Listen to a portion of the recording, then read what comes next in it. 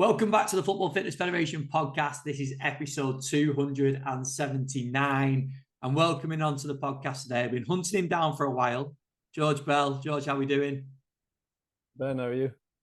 I'm good, thank you, mate. Yeah, I've been peppering you with messages to get you on because I know this will be good today. And there's a lot of experiences I know that you can talk about. I think the people that came to our event, I can't even remember when it was now, but back at Leeds, when you presented at Leeds, people took a hell of a lot away from that. So I think we can expand on some of that today. So I'm excited for this one. Yeah, definitely looking forward to it. Top man. Well, George, we always start in the same place on these podcasts. So we always start with your background. I've not mentioned your current role just yet, but what leads you up to your current role at Portsmouth? So do you want to just take us back onto a little bit of a journey? Yeah, no problem. So yeah, I started out studying at IT Carlow, back in Ireland. So the first course that I studied there was a BA Sports and Exercise. They call it soccer because there was also a football course, a Gaelic football course, and a rugby course. So I spent 3 years on there, then moved on to BSc in sports management and coaching. So in that year, analysis work, different things, and we also did our B license. So that's something that across the years working in football is obviously the coaches respect you much more for having that background in coaching. Yeah, and then I stayed on, did a 2-year part-time MSc in strength and conditioning. At the same time, I was up in Dublin working at the FAI, Football Association of Ireland, doing an internship. So the internship was actually in video analysis and communications. So doing interviews and prepping for games and things like that. So a little bit off topic, but it was it was really, really good experience, which actually led me to where I currently am today, I guess. So my first experience really in the strength and conditioning background is at Bray Wanderers, a League of Ireland club. And in that time in the League of Ireland, there's very, very few strength and conditioning coaches. It's quite unique to have one. So the facilities and things were quite limited as to what we had available to us. So we had to come up with different ways of getting the most out of the lads and providing as much as we could for those guys. And like I said, then it was actually while I was doing that internship in the FAI that Leeds United first team were training there at the facility for pre-season. They'd no gantry. It was delayed and getting delivered. So I was sent out with the end zone camera that just used to shoot up so you could record training. So I was absolutely buzzing. Like I was able to watch all the first team training sessions in pre-season, and got speaking to the right guys. Rushy that was there at the time, most recently I think at Birmingham, got speaking to him, and I just said, by any chance could I come across to Leeds and just shadow you guys for a week? And he's like, yeah, no problem, just drop us a message. So I followed up on it, came across, hired a car, stayed in a hotel for the week. Cost a little bit, but while I was there, a job came up in Brighton, I think it was, and I said to Rushy, do you reckon it'd be worth applying for? And he says, you know what, there's actually a job coming up here with our under 18s. He said you should apply for it. So applied for it. A couple of months later, interviewed, and was offered the job. So there's a little bit of right place, right time, but yeah, that's how it all really started. I was with the under 18s then for 2 years or so, and before moving up to the under 21s, and then stayed with under 21s for, I guess it was 5 years in total. And the last year that was head of academy physical development. And yeah, then November 2023, I had the opportunity to come down here to Portsmouth, working alongside their first team, so as a physical performance coach. And I've been here roughly 3 months now. And yeah, it's been really, really good. Awesome, mate. We were just talking about the league, and we're not going to jinx anything, so we'll catch up at the end of the season. But yeah, anyone that knows where Portsmouth are in the league at the moment, we'll obviously see how things have been going. But I just wanted to break down that a little bit, because I know you mentioned there being sort of right place, right time with Leeds training, obviously where you were based. But there's also lessons in that, because a lot of coaches would have probably missed that opportunity to go and speak to people, put yourself out there, network with the coaches, and even put yourself out there in a way of saying, I'm going to come over and commit to the fact that, can I come and watch and get some experience? So what do you think it is there? Because that could have been a opportunity missed, couldn't it? Very easily if you'd have sort of stayed in your shell and not put yourself out there. So what sort of advice would you have to coaches? Definitely. Well, I think it all really starts out from the course in IT Carlo. The guys down there are fantastic. Any opportunity that came up, we were offered it, and we were always like our group was kind of the first ones to put our hands up. Like we went away on a weekend and recorded Football's Next Star, so we were the coaches on Football's Next Star in Ireland. Anything that came up, basically, we were the first ones to put our hand up. And even that internship in the FAI, I was the dole. I don't know if it's the same here, but I was drawing the dole while also earning an extra €50 on top, and that was to live in Dublin of that much money. But I knew that the opportunities were so good, and that something will come about. So yeah, it's just, I guess, like you say, it's taking those opportunities as they come. Yeah, definitely. The other thing I wanted to just talk about before we move it on is obviously football in Ireland now. You're looking at the clubs and the coaches at some of the different clubs as some top level coaches now in that league. So where do you feel like, I know you're obviously based here now, but where do you feel the standard of support for players is currently at in terms of in the Irish league? Yeah, it's definitely improving. I have a few good friends still working at the Football Association, and my dad's also involved with the club back home and things like that. And you can really see that they're starting to invest much more into it. And it's all games are getting televised now and things like that, which like you see in the UK with the women's game as well. It's pushed that on massively. And yeah, the support now, every team has a strength and conditioning coach. Yeah. And that's normal now. Whereas when I started out, it wasn't that normal. That's only 8-10 years ago, so it's not that long ago really. But yeah, they're investing a lot more money into it now, and taking a much more professional approach to it, I think. Yeah, 100%. No, it's obviously we've got community members that are based over there that working at a different club, so we get a bit of an insight. And obviously, we did the event over in Dublin last year, which we're hoping to do again this year. And no, it's great to see.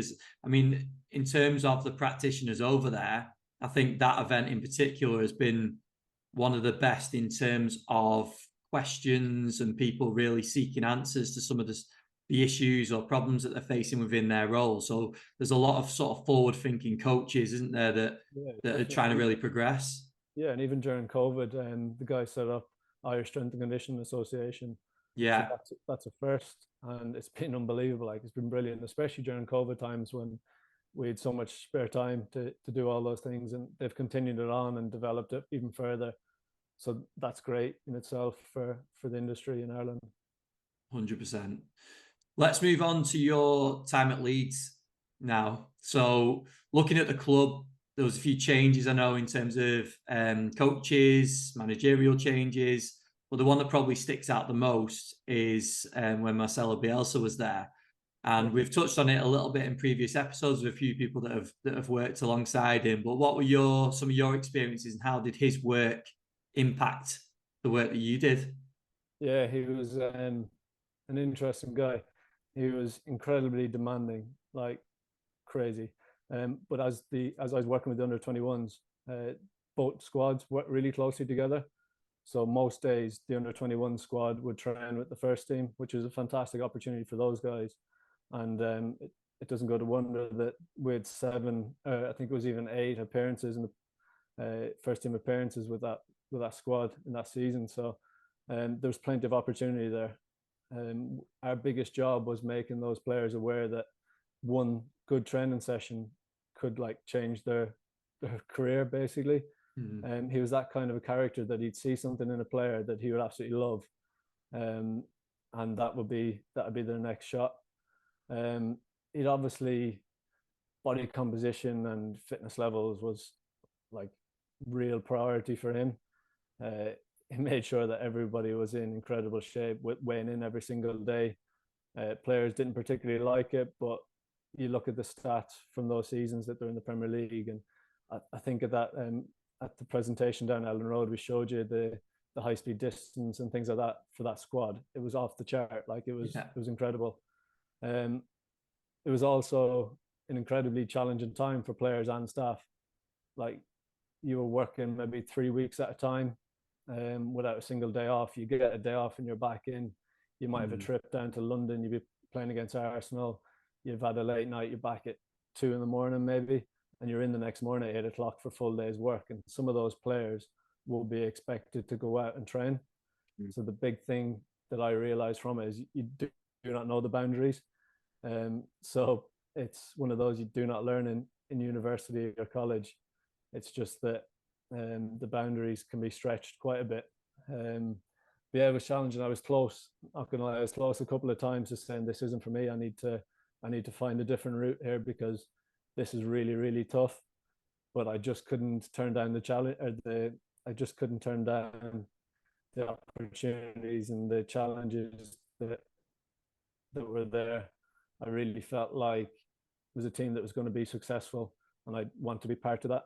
Even though we were from afar, being at under 21s, and it's still everyone felt together because so often players came down from the first team and played as under 21s.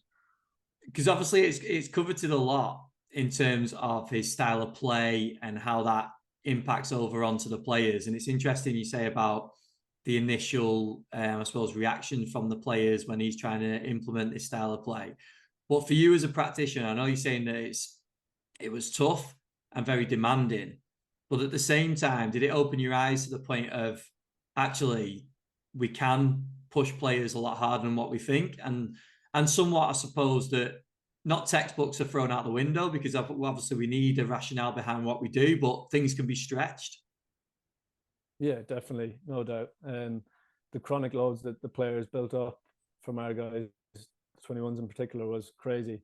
And we were quite fortunate that season. We picked up very, very few non-contact soft tissue injuries, which you would not expect. Yeah. I remember back today where there was a Murderball session on I think it was a Saturday morning for a group of players that wasn't traveling with the first team. So some of the under 18s came up and trained in that session. But as soon as the Murderball session finished, they had to run inside. The kit was already set out and ready for them. They trained in their shorts and like socks and shinnies, ran into the changing room, got their shirt on, back out on the pitch to kick off an under 18s game at 11 o'clock. It was mental, but it worked. The players got through the game, a couple of cramps maybe, but the players got through it.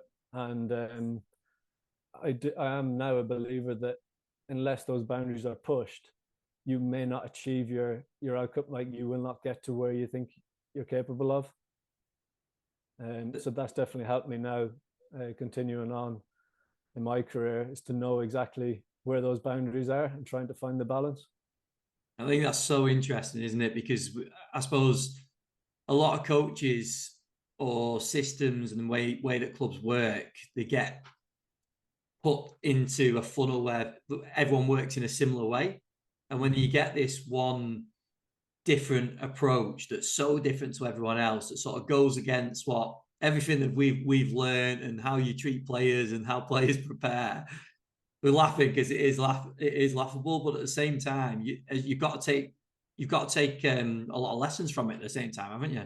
Yeah, it was incredible. It was so exciting to be part of, because you'd be in a game, you could be 3-0 up, and you think, oh, we could lose this here, or you could be equally 3-0 down, and think, oh, we could still win this here. It's like it's still on. But it was such a unique way of training, the fact that it was broken down versions of the game basically, and some of them became quite repetitive. They were every single day you were doing the same practice. Yeah. But every repetition was a maximal effort, acceleration, decelerate, change direction, whatever it was. But it was a broken down version, like I say, of the game. Yeah, it was really good. George, you just referenced it there, and I'm just aware that there might be people that aren't quite sure of what a Murderball session looks like. So Yeah. can you give just a little insight into what that actually is?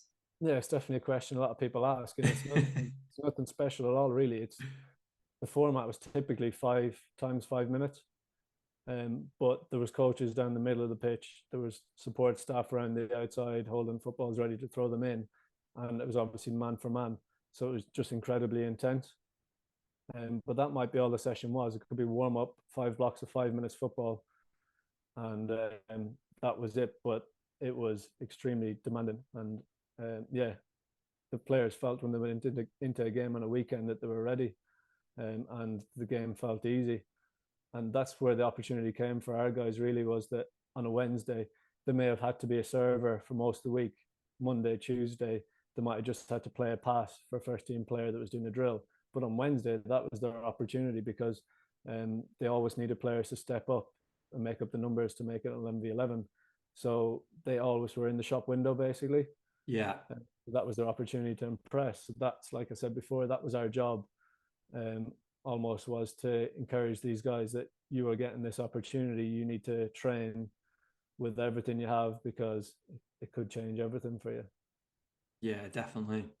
Now, correct me if I'm wrong, but when we did the event at Leeds, I feel like that was maybe just after he'd left. Is that right? I think so, yeah. I think that's when maybe Jesse had just come in at that point, or maybe. I feel like that was the case. Yeah, I feel like I it was think even so, yeah. first few days, maybe. Yeah. So when that happens, and obviously you've had this extreme approach to preparing players, and then there's a managerial change, which is different. It's always going to be different. But how did that impact your work then and the work that you did with your players? Yeah, it definitely changed. So Jesse was big on HMLD as a metric, as a measure for training. So he could go out on a Tuesday and say, today the aim is 800 HMLD. So when we hit that point, the session may finish for those individuals, or for the group, he gauge it live based on the live GPS. And his big thing was just maximizing availability, so having players available for the weekend. Whereas on the other hand, Marcelo wasn't happy unless there was a number of players in the physio room, because he's not pushing them hard enough. Yeah. So yeah, that was the kind of the difference there. But it was an incredible culture that Jesse created, because everybody felt like part of it. He was a completely open book. You could go in and sit in his pre-match presentations if you wanted, almost. He was just that sort of a guy that wanted everybody included. And he even had a fines box for the players. So the first team players, if they were late, they had to pick a name out of a box. And in the box was all the staff members. And on it was what they wanted, to the value of, I think it was £500. So it might have been a £500 voucher for American golf, for example. Right. Obviously, all the first team staff, I think some of them got pulled out a couple of times, and then started adding in some more of the under 21 staff and things. Brilliant. But unfortunately, he had gone before my name got pulled out. I was just about to say, what did you get? Yeah, unfortunately. But yeah, he was a great guy. Like, I know there's been a bit of backlash from him in the media recently, but yeah, his heart was always in the right place, definitely. Yeah, brilliant. Just referring back to the presentations that you guys did for us, you talked a lot about the profiling in the academy and how that works, and it was amazing to see, because obviously you presented alongside some of your colleagues at the time, and to get the full sort of spectrum on how it works through the academy into the first team was great to see. Can you talk to us? I know it's harder to talk on a podcast than it is presenting and showing some visuals at the same time, but can you give a little bit of a breakdown of that for the listeners? Yeah, no. So when we profile the players, we broke down into 4 areas: so fast, fit, strong, and agile.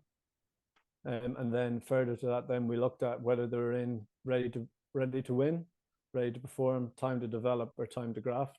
So we set like a minimum standard, and some of that was based off the EPPP data that we would have collected based on being a Cat 1 academy. And then some of it was just based on like some of the tests, the 1 kilometer time trial that we had, or the 12-minute run. That was just based on experience and our expertise on that one. That then fed in the IC to MDT process. So when we were trying to develop IDPs, individual development plans for our players, we could just look at where they sat, rather than looking at a number and trying to figure out, oh, he could do it this or that. You're like, no, he's in time to graft or time to develop. He needs to work on his speed. So speed was broken down into 5, 10, 20 counter movement jump, for example. So we knew that was an area that they needed to develop. And I know as well, you spoke to Sam Bartloff recently. His PhD has just been submitted, and he had a lot of work in this. So basically, his PhD was a multidisciplinary profiling of elite youth soccer players, implications for talent identification, development, and selection or deselection. So he spent obviously a number of years looking into all of our data and trying to suggest off that whether a player's development looked like the trend of a player that's succeeded, I guess, at the club, and whether it was worth keeping that player on, or whether they were better off moving on to the opportunities. So yeah, if with that as well, then we created a decision-making tree. So we've all had it basically. A manager comes to you and say, "Oh, he doesn't look fit." So we say, "Okay." So we go and look at the player's data and we say, "Right, he's in ready to win. This player we say is really, really fit." So then we go on from that and look at, say, the GPS data from a game. So yeah, this player, he's achieving what we want physically from the game. So then it must be, we feel like it must be a tech-tac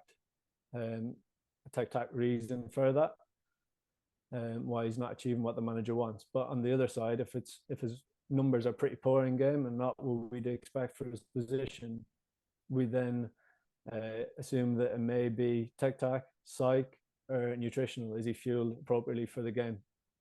And then I guess on the flip side, if somebody's down there at the time to graft, it's like more so about whether we introduce some additional condition or not, and what that condition looks like. So we always approach it with is he training to his maximal? Because if he's not, what's the point in adding in some more additional work? It's not going to happen. So we focus firstly on getting the player to train to his maximal, and then consider adding in some other additional work after that. And with it, we've actually created some bike sessions. So with the Watt bike, we created 8 or 10 different sessions, but each session had a name on it, and it was based on club legends or staff members. Oh, brilliant. So had a little bit more of a personal touch to it. So if we had a group of injured players in and they come in the morning and the physio hands them out their session for the day, and it's like, "Oh, you've got the Yorkshire Perlo," or whatever. They think, "Oh no, you've got the tough one," or whatever. It kind of had that little bit more of a personal touch to it. So yeah, we found that really, really good. So those discussions with the MDT then, with these models in place, did you just find that was a much easier, smoother? Obviously, there's still opinions, but is it an easier discussion to have?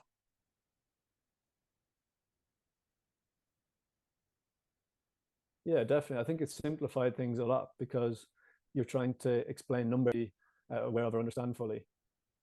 So by just having these 4 different categories that a player falls into, they understand very quickly, oh, he needs to work on that, or he doesn't. So yeah, I think it made things a lot smoother in that process. It's also, again, something we talked about a lot, using language that everyone understands. Yeah. Which I think is really important, isn't it? Because there's no hiding anything within those names. Like, people understand exactly where they're at. Yeah, definitely. So I think that's a lesson for people as well, that if you are setting any sort of system or model in place, it has to relate to everybody that's going to be within that discussion, doesn't it? Whether that's physio, head coach, manager, assistant, coach, whoever it's going to be, it has to relate to everybody. Definitely, yeah. Brilliant. George, as well, I wanted to talk about positions, how positions impact your approach of players, and also taking this into how each position and different types of players impacts the actual work that you do with them. So can you break that down for us? Yeah, so for the positional requirements, it's having that understanding and knowledge of the requirements of each position is really, really important. So when it comes to conditioning drills, you know exactly what that player requires. And also then when you're designing the sessions, like having a tactical or technical understanding of what they require doing makes it a little bit easier for us. Something I found quite useful is reviewing games. So I'll watch video back of the match on the weekend and clip physical actions for each individual player. So they don't just see me as the guy that tells them to run more because I want them to run more. And I actually look into the game and show them where those actions are required. Yeah.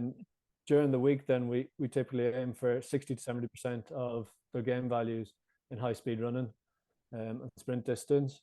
So we know that we're preparing them adequately going into the games, and they all have max velocity exposure in those weeks leading up to the game.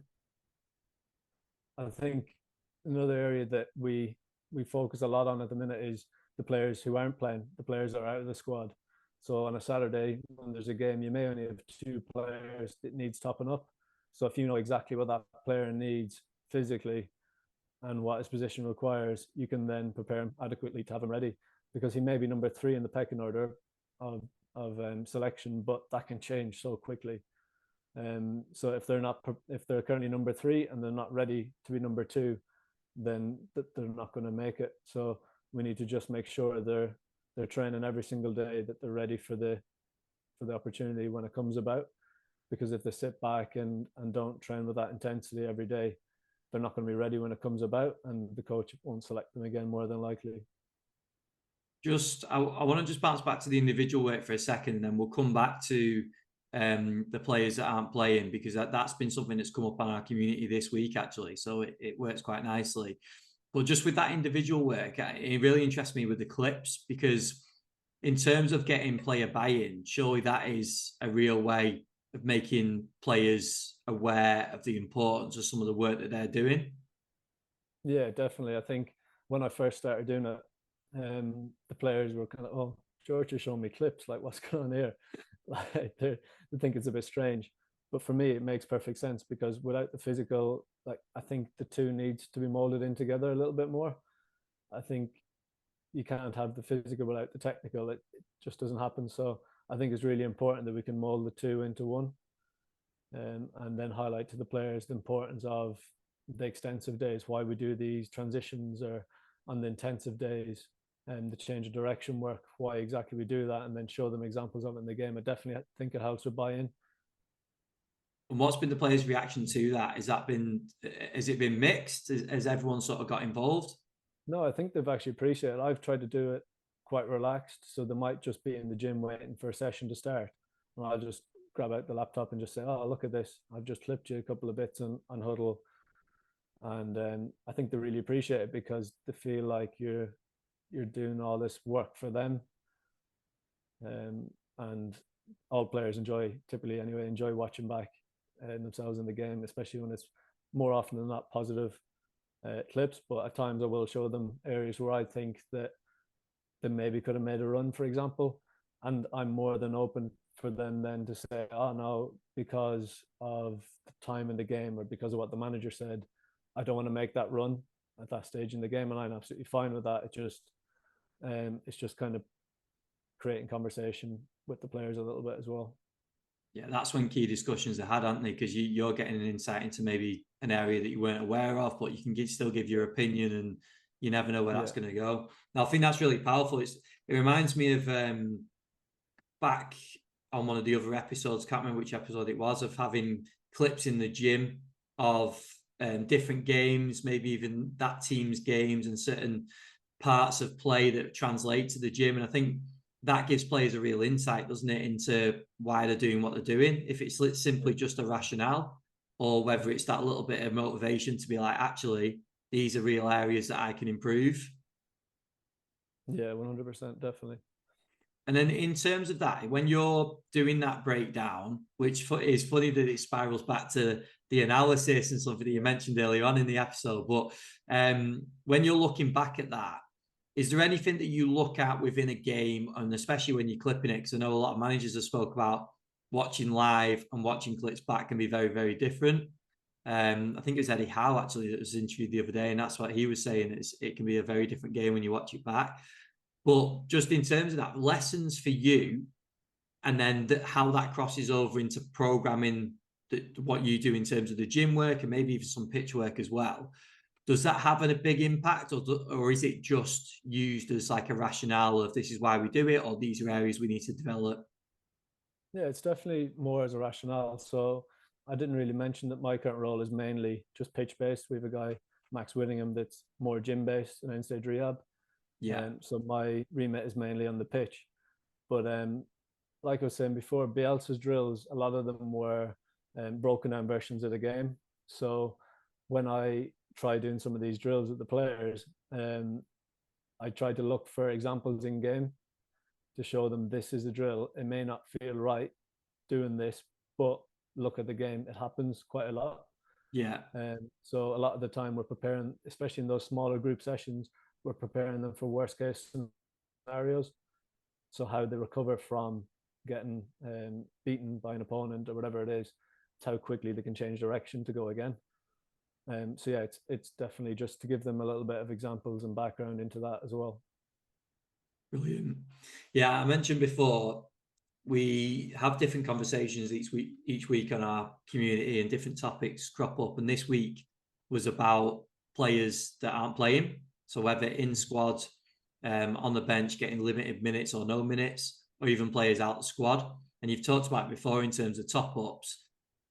What and especially this time of the season when clubs either have got squads stretched with injuries or whatever, or there certain teams are flying and they don't want to make too many changes. You see the same group of players involved within that top up group, don't you? So what's been your experience on keeping the extra work that they do fresh? Because might be at a stage of the season now where they've done it for months and months and months. And like you mentioned, they need to be ready because they need to be able to step into a playoff game or one of the final games where you need the points. They need to go on and score the winner. How do you go about keeping that fresh for those players? Yeah, it's difficult. One of the things I did before moving down was I had a chat with Adam Kerr, and that was one of my questions to him was like, how do I keep this, like keep the lads motivated in that top up group? And he's just like, just keep it fun, keep it competitive and keep it fun. So something that we've tried to do is every single top up session we'll do either crossbar challenge or foot golf. So if there's 5 players, each one creates their own hole and how many shots it should take to get there. So immediately you kind of win them over a little bit. And then as well with that, the session, the coaches here at Portsmouth join in. So we may only have 2 players in the top up group on a Saturday, but there's 3 coaches, the manager and 2 others, and they'll join in the session, and it actually really helps. Yeah. Because they've all played at a really, really high level. So they're more than capable of joining in, and it increases the level of the session because you've seen it in the past where you may only have a small group topping up. That's really, really hard to drive them. But when you've got the manager there and the assistants, it's like, no, we need to train well there today. So yeah, I found that brilliant, to be fair. And then at the end, I can just do any of the extra conditioning that they need, really. Yeah, I can imagine it's big enough for getting a coach to be involved, but the fact that the manager and coaches are involved in it is always going to push players, isn't it? And I suppose from their perspective as well, all ex players, they're not going to have lost that competitive instinct either. Yeah, it gets a little bit heated. Yeah, yeah. Yeah, some of it ends up in court on the Friday, but yeah. Yeah, definitely. No, I think that's great advice though. Obviously from Adam in terms of keeping things fun, because it can become repetitive, can't it, across a long season. Like I said, when players are in that same group, you don't just want to do the same thing over and over again and lose that intensity. So I think it's really important, and there's been some good discussions on the community about different ways people go about it. So no, I think it's a really important thing, and I think it's really timely for this time of year as well, isn't it? Definitely. I think even with those players as well, you really have to show them that you care about them. And Yeah. you're doing everything you can to get them in the squad. And I've seen a quote recently, it was like, nobody cares how much you know when they know how much you care. Yeah. So with those like small group of players, if you can really show them that you care about them and you're trying to get them back into the squad, I think they'll appreciate it much more. 100%. Yeah, 100%. George, that's been brilliant, mate. I think we've covered some good stuff there. I think I would encourage anyone that hasn't gone on the community and watched the presentations that you and the other guys did, like Ads and the other coaches at Leeds, because it was a brilliant breakdown of all the work that you had going on there. And that is available now on the community. So it'll give a little bit of context to some of the things that you've talked about in terms of your time there. But I really appreciate you coming on. If people have got questions, George, if they want to reach out, ask anything about anything that we've covered, have you got anywhere that you direct them? Yeah, definitely. Twitter is probably the best one. I think my handle is just George. Oh, X. I think it's just George Bell 91. So yeah, more than happy for people to message me on there. It's no problem at all. Delighted to chat. Brilliant, mate. Well, I appreciate you coming on. Thanks a lot for your time, and good luck for the No rest of the problem. season. Cheers. Thank you very much.